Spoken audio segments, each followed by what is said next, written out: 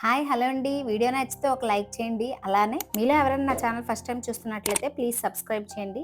అలానే పక్కన ఆల్ అనే బటన్ ఉంటుంది. దాన్ని క్లిక్ చేస్తే నేను ఎప్పుడు వీడియోస్ అప్లోడ్ చేసినా వెంటనే మీకు నోటిఫికేషన్ వస్తుంది. ఇక్కడ చూస్తున్నారు కదా, బోట్ నెక్ మోడల్ అనేది నేను కటింగ్ అనేది ఈ వీడియోలో మీకు ఎక్స్ప్లెయిన్ చేస్తాను. ఫ్రంట్ నెక్ ఈ విధంగా వస్తుంది. అలానే బ్యాక్ నెక్ వచ్చేసి ఈ విధంగా పాట్ షేప్లో పెడతానన్నమాట. ఈ వీడియోలో మీకు స్ట్రైట్ కట్ కుర్తీ అనేది ఈ వీడియోలో మీకు కటింగ్ అనేది మీకు ఎక్స్ప్లెయిన్ చేస్తాను. హ్యాండ్స్ కూడా స్కాలప్ హ్యాండ్స్ కట్ చేస్తాను. వీడియోని కంప్లీట్గా చూడండి. వీడియో నచ్చితే ఒక లైక్ చేయండి. నేను ఈ క్లాత్ వచ్చేసి రా సిల్క్ క్లాత్ 2 మీటర్స్ తీసుకున్నాను. ఫ్యాబ్రిక్ అంతా కూడా అక్కడక్కడ ఇలాగా మగ్గం వర్క్ లాగా వచ్చిందనమాట స్టోన్స్తో. కట్ చేసేటప్పుడు చాలా జాగ్రత్తగా కట్ చేయాలి. అలా స్టిచ్ చేసేటప్పుడు కూడా జాగ్రత్తగా స్టిచ్ చేయాలన్నమాట ఇలాంటి వర్క్లు వచ్చినప్పుడు. అలానే బ్యాక్ సైడ్ డోరీస్కి హ్యాంగింగ్స్ పెట్టడానికి ఈ హాఫ్ పట్టు క్లాత్ అయితే నేను ఒక హాఫ్ మీటర్ తీసుకున్నాను.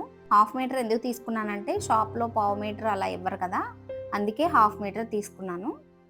ఇంకా క్లాత్ అనేది మిగులుతుందండి దాంట్లో. ఇప్పుడు కంప్లీట్గా ఈ డ్రెస్ కటింగ్ అనేది వీడియోలో చూపిస్తాను.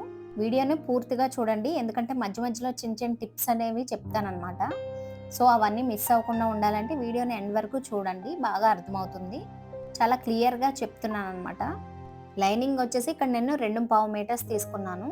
ఎల్బో హ్యాండ్స్ అయితే ఒక 2.5 మీటర్స్ అయితే లైనింగ్ సరిపోతుంది. నేను కొంచెం షార్ట్ హ్యాండ్సే పెడుతున్నాను కాబట్టి 2.5 అయితే తీసుకున్నాను.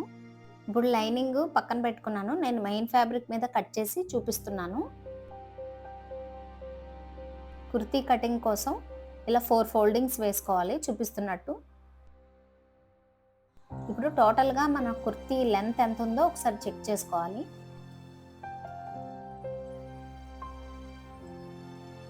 మొత్తం నీట్గా సెట్ చేసుకోవాలి, ఎక్కడ ముడతలు లేకుండా కూడా. ఒకసారి క్లాత్ని చెక్ చేస్తున్నాను అసలు క్లాత్ ఎంత ఉందా అని. ఫ్యాబ్రిక్ వచ్చేసి ఫోల్డింగ్ మీద ఉంది కదా, 2 మీటర్స్ ఉందన్నమాట. ఖచ్చితంగా 2 మీటర్స్ క్లాత్ అయితే ఉంది. ఇప్పుడు టోటల్గా కొలత డ్రెస్లో టాప్ లెంత్ ఎంత ఉందో ఒకసారి చెక్ చేసుకోవాలి.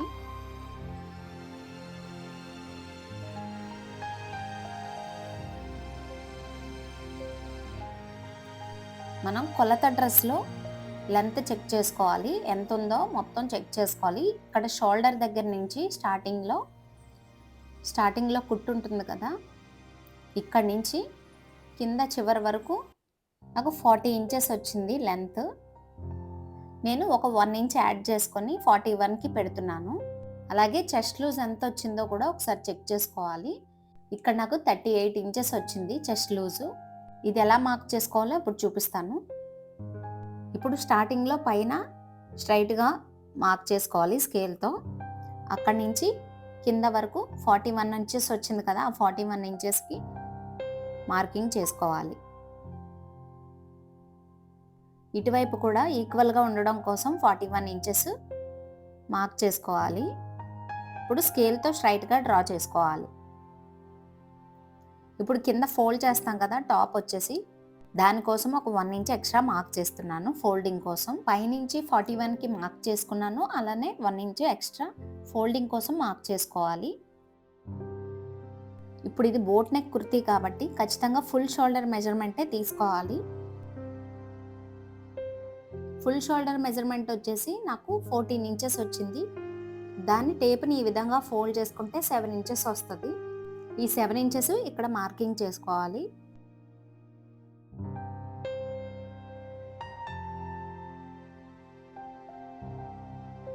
సెవెన్ ఇంచెస్కి మార్కింగ్ చేసుకోవాలి.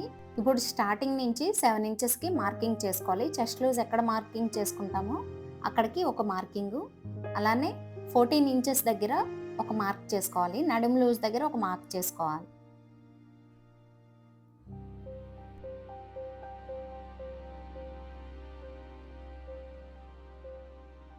ఇప్పుడు హిప్ లూజ్ దగ్గర 20 ఇంచెస్కి మార్కింగ్ చేసుకోవాలి. కట్స్ ఎక్కడికైతే పెడతామో అక్కడికి ఒక మార్కింగ్. మన కొలత టాప్లో చెస్ట్ లూజ్ ఎంత ఉందో చెక్ చేసుకోవాలి. 38 సైజ్ అని చెప్పాను కదా, దాన్ని 4th పార్ట్ చేసుకుంటే దాన్ని 4th పార్ట్ చేసుకోవాలి. 9.5 ఇంచ్ వచ్చింది. ఈ 9.5 ఇంచెస్ ఇక్కడ మనం 7 ఇంచెస్కి మార్క్ చేసుకున్నాం కదా చెస్ట్ లూజ్ దగ్గర, అక్కడ మార్కింగ్ చేసుకోవాలి. ఇప్పుడు ఈ 3 చోట్ల స్కేల్తో డ్రా చేసుకోవాలి.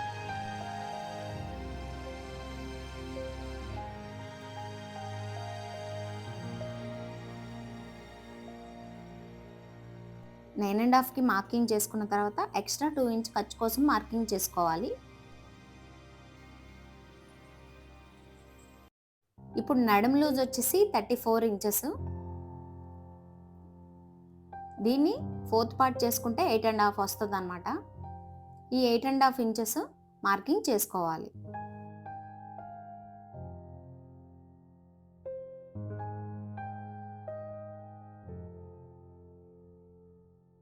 ఇప్పుడు హిప్ లూజ్ ఎలా చూసుకోవాలంటే మన కొలత టాప్ ఉంటుంది కదా, దాన్ని కట్స్ దగ్గర చెక్ చేసుకోవాలి. మొత్తం నాకు 21 ఇంచెస్ వచ్చింది హిప్ లూజ్ వచ్చేసి. దాన్ని మిడిల్లోకి ఫోల్డ్ చేసుకుంటే టేప్ని 10.5 ఇంచెస్ ఇక్కడ మార్కింగ్ చేసుకోవాలి. ఇక్కడ 2 ఇంచెస్ ఖర్చు కోసం పెట్టాం కదా, ఇప్పుడు స్కేల్తో ఇలాగా డ్రా చేసుకోవాలి. షోల్డర్ ఎంతైతే పెట్టామో అలాగే ఆర్మ్ డౌన్ కూడా 7 ఇంచెస్కి మార్కింగ్ చేసుకుంటున్నాను. ఇప్పుడు కార్నర్లో ఒక 1.5 ఇంచ్కి ఇలా క్రాస్గా మార్కింగ్ చేసుకోవాలి.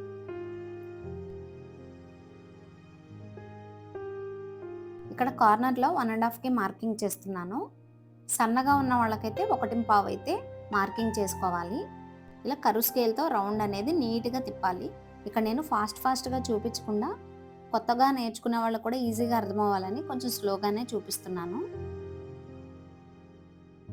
ఇక్కడ ఒక 2 ఇంచెస్ పెట్టుకోవాలి. నడుము దగ్గర ఒక 2 ఇంచెస్ పెట్టుకోవాలి. అదేవిధంగా హిప్ దగ్గర మాత్రం ఒక 1 ఇంచ్ మాత్రమే ఖర్చు పెట్టుకోవాలి. ఎక్కువ ఖర్చు అనేది పెట్టుకోకూడదు. ఇలా స్కేల్తో డ్రా చేసుకోవాలి.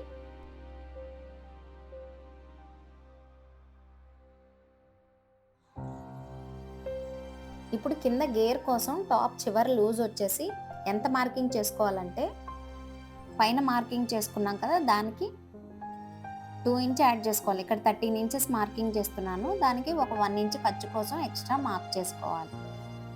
హిప్ లూజ్ ఎంతైతే మార్కింగ్ చేసుకున్నామో దానికి ఒక 2 ఇంచ్ యాడ్ చేసుకుంటే సరిపోతుంది కింద. ఇలా స్కేల్తో స్ట్రైట్గా డ్రా చేసుకోవాలి.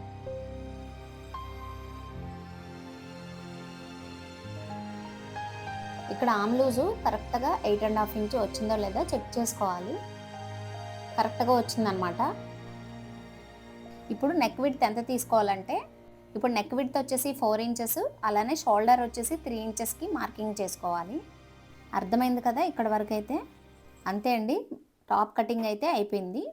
ఎవరికైనా ఇదే మార్కింగ్స్ పెట్టుకోవాలి పైనుంచి. హైట్గా ఉన్న వాళ్ళకైతే ఒక 1 ఇంచ్ ఎక్స్ట్రా పెంచుకుంటే సరిపోతుంది. పైనుంచి 7 ఇంచెస్కి మార్క్ చేసుకోవాలి చెస్ట్ లూజ్ దగ్గర. అలానే నడుము లూజ్ 14 ఇంచెస్, హిప్ లూజ్ దగ్గర 20 ఇంచెస్కి మార్కింగ్ చేసుకోవాలి. ఇప్పుడు మార్కింగ్స్ చేసాం కదా, దాని మీద నీట్గా కట్ చేసుకోవాలి. ఇక్కడ స్టోన్స్ ఉండడం వల్ల కట్ చేయడానికి చాలా ఇబ్బందిగా ఉంటుంది ఇలాంటి క్లాత్లు వచ్చినప్పుడు. ఇలాంటి క్లాత్లు కట్ చేసినప్పుడు సిజర్ కూడా పాడైపోతుంది. షార్ప్నెస్ అనేది బాగా తగ్గిపోద్ది అనమాట. చూసుకుని కట్ చేసుకోవాలి. ఇలా స్టోన్స్ వచ్చినప్పుడు ఏదన్నా ఇలాంటిది ఒకటి తీసుకొని లైట్గా ఆ స్టోన్స్ రిమూవ్ చేయాలి. క్లాత్ కూడా డ్యామేజ్ అయిపోయే ఛాన్సులు ఉన్నాయి. సో ఇలాంటివి ఏమన్నా క్లాత్లు కట్ చేసేటప్పుడు జాగ్రత్తగా చూసుకోవాలి.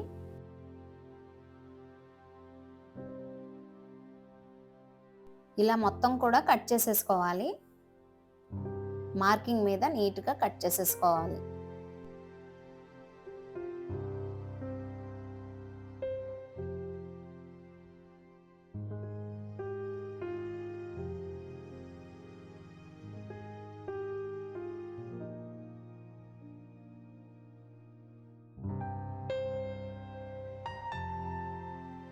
ఇలా నడుము దగ్గర హిప్ దగ్గర కూడా కట్స్ ఇవ్వాలన్నమాట.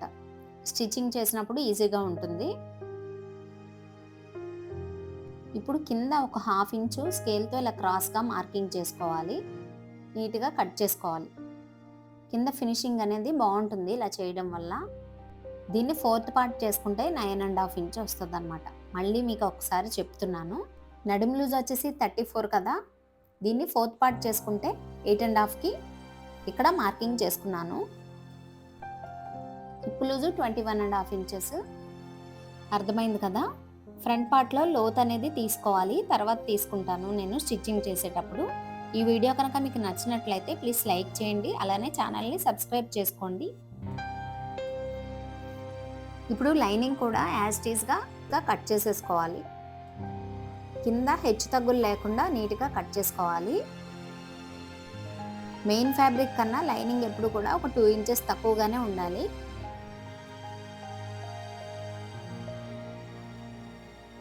ఇక్కడ చుట్టూ ఒక 1/2 ఇంచ్ ఎక్స్ట్రా ఉంచుకొని నీట్గా కట్ చేసేసుకోవాలి.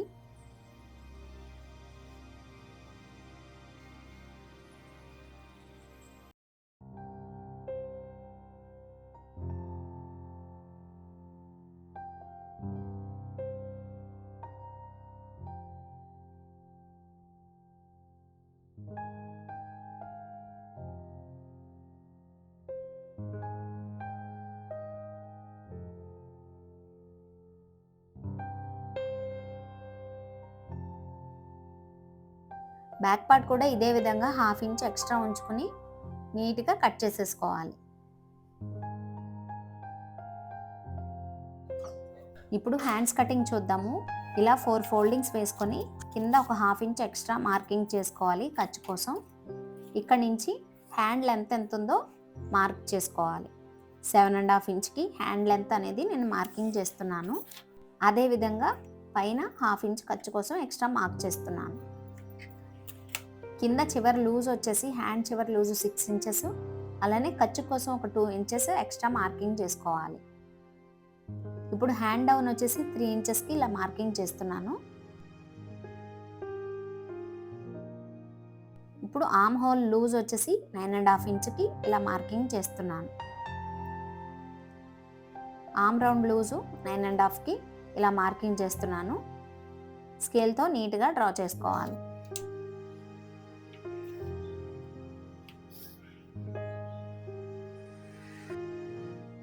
ఇప్పుడు ఈ కర్వ్ స్కేల్ ఉంది కదా, దీంతో ఇలా ప్లేస్ చేసుకొని డ్రా చేసుకోవాలి నీట్గా.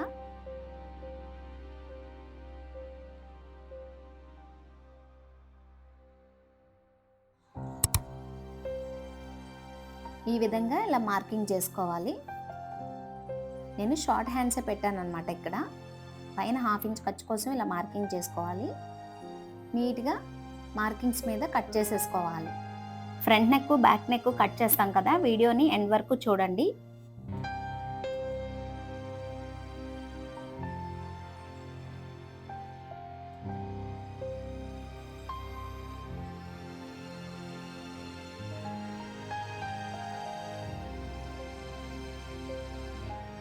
హ్యాండ్స్కి ఒక సైడ్ మాత్రమే జాయింట్స్ అనేవి పడతాయి.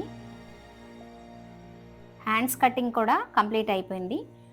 ఇప్పుడు హ్యాండ్స్ లైనింగ్ పార్ట్ కట్ చేసాం కదా, మెయిన్ ఫ్యాబ్రిక్ మీద కూడా ప్లేస్ చేసుకొని ఎక్స్ట్రా ఉండేటట్టు క్లాత్ కట్ చేసుకోవాలి. వీడియోని పూర్తిగా చూస్తే బోట్ నెక్ కుర్తీ అనేది మీరు సింపుల్గా కట్ చేసేసుకోవచ్చు ఎలాంటి డౌట్స్ లేకుండా. హ్యాండ్స్ ఎలా కట్ చేసుకోవాలి, స్కాలప్ అనేది స్టిచ్చింగ్ వీడియోలో మీకు క్లియర్గా ఎక్స్ప్లెయిన్ చేసి చూపిస్తాను. ఇప్పుడు ఫ్రంట్ నెక్ డిజైన్ అనేది ఈ విధంగా పిక్లో చూపిస్తున్నాను కదా, సైడ్లో ఆ విధంగా కట్ చేసి చూపిస్తున్నాను మీకు. దీనికోసం ఫ్రంట్ నెక్ డీప్ వచ్చేసి స్టార్టింగ్ నుండి ఒక 4 ఇంచెస్కి మార్కింగ్ చేసుకోవాలి. నెక్ విడ్త్ కూడా 4 ఇంచెస్కి మార్కింగ్ చేసుకోవాలి. ఇప్పుడు పైన 1/2 ఇంచ్ వదిలేసి అక్కడి నుంచి 6.5కి మార్కింగ్ చేసుకుంటున్నాను నేను. పైన 1/2 ఇంచ్ ఖర్చుకు వదిలేసి స్టిచ్చింగ్ అంతా కంప్లీట్ అయ్యేటప్పటికి ఫ్రంట్ నెక్ డీప్ వచ్చేసి 6.5 వస్తుంది అనమాట. ఇప్పుడు కర్వ్ స్కేల్ తీసుకొని రౌండ్ షేప్ ఇవ్వాలన్నమాట. ఫ్రంట్లో బోట్ నెక్ మోడల్ కదా, సో దానికోసం ఇలా లైట్గా కర్వ్ షేప్ ఇవ్వాలి, రౌండ్ షేప్. క్యాన్వాస్ పేపర్ మీద కట్ చేసుకుంటే నెక్ అనేది స్టిఫ్గా ఉండి పర్ఫెక్ట్గా లుక్ అనేది చాలా బాగుంటుంది చూడడానికి. షేప్ అనేది బాగా తెలుస్తుంది అనమాట ఈ పేపర్ మీద కట్ చేసుకుంటే. ఫస్ట్లో స్టార్టింగ్ 6.5కి నెక్ డీప్ అనేది మార్కింగ్ చేసుకున్నాం కదా, అక్కడికి ఇలా స్కేల్తో క్రాస్గా డ్రా చేసుకోవాలి. ఫ్రంట్లో వీ లాగా మార్కింగ్ చేసుకోవాలి. ఇప్పుడు పైన 1/2 ఇంచ్ ఇలా స్కేల్తో డ్రా చేసుకోవాలి. చూస్తున్నారు కదా, అర్థమైంది కదా. ఈ విధంగా మార్కింగ్ చేసుకోవాలి ఫ్రంట్ నెక్ అనేది. ఇప్పుడు సైడ్లో ఎక్స్ట్రా ఒక 1 ఇంచ్ ఎక్స్ట్రా ఉండేటట్టు చుట్టూ కూడా మార్కింగ్ చేసుకోవాలి. ఇలా నీట్గా ఎక్స్ట్రా చుట్టూ ఒక 1 ఇంచ్ ఉంచుకోవాలి. ఇప్పుడు ఈ మార్కింగ్స్ మీద కట్ చేసేసుకోవాలి.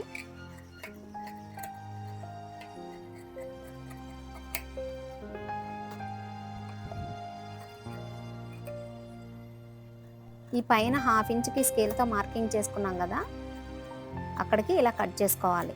ఎందుకంటే నెక్ సాగిపోకుండా ఉంటుందన్నమాట ఈ విధంగా కట్ చేసుకుంటే. స్టిచ్ చేసేటప్పుడు నెక్ సాగిపోద్ది కదా, అలా రాకుండా ఉండాలంటే ఇలా కట్ చేసుకోవాలి.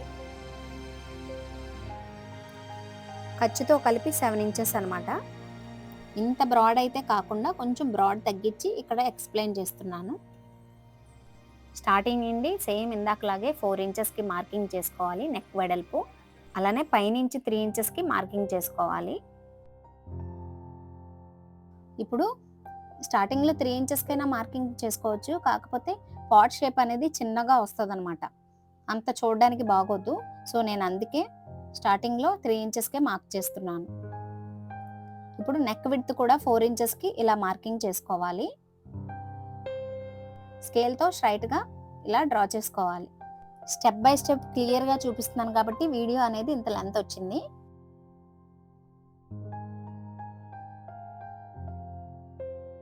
ఇప్పుడు బ్యాక్లో ఇలా బోట్ షేప్ లాగా రౌండ్ ఇవ్వాలన్నమాట.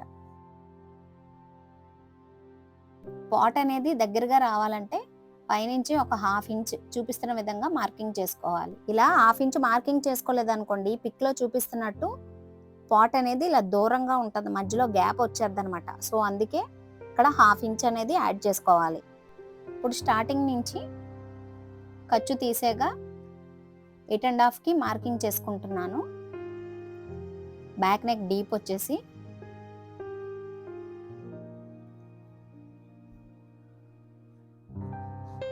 నాకు ఇంకా కొంచెం డీప్ అనేది కొంచెం ఒక 1/2 ఇంచ్ పెంచుకుంటున్నాను. సో అక్కడి నుంచి స్టార్టింగ్ నుంచి 6 ఇంచెస్కి మార్కింగ్ చేస్తున్నాను.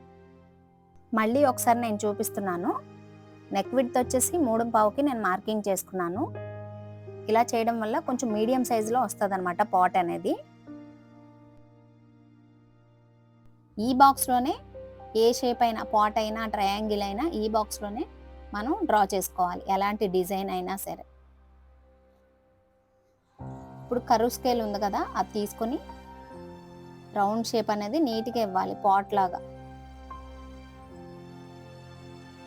నెక్ విడ్త్ 4 ఇంచెస్ అయినా 3.5 అయినా వెడల్పు అనేది పెంచుకోవచ్చు. కాకపోతే పాట్ షేప్ అనేది ఇంకా బ్రాడ్ ఎక్కువగా ఉంటుంది అనమాట. సో నేను తక్కువగానే కావాలనేసి కొంచెం ఈ విధంగా మార్కింగ్ చేస్తున్నాను.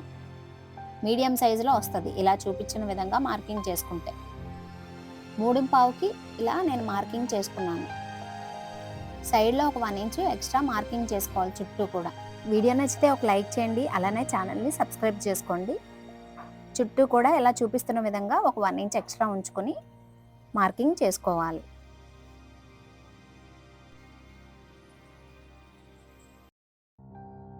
ఇప్పుడు మనం డ్రా చేసుకున్న దాని మీద నీట్గా కట్ చేసేసుకోవాలి.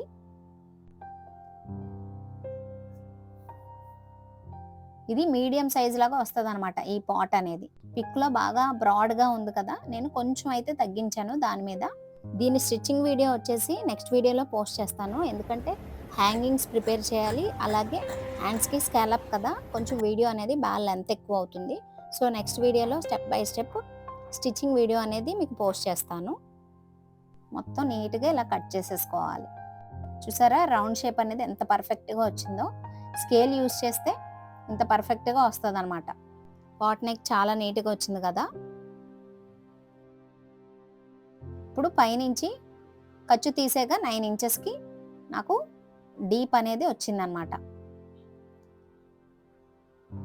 ఇలా చాలా సింపుల్గా కట్ చేసేసుకోవచ్చు కుర్తీ అనేది. దీని స్టిచ్చింగ్ వీడియో వచ్చేసి నెక్స్ట్ వీడియోలో పోస్ట్ చేస్తాను. ఈ వీడియో కనుక మీకు యూస్ఫుల్ అయితే తప్పకుండా ఛానల్ని సబ్స్క్రైబ్ చేసుకోండి. Thanks for watching.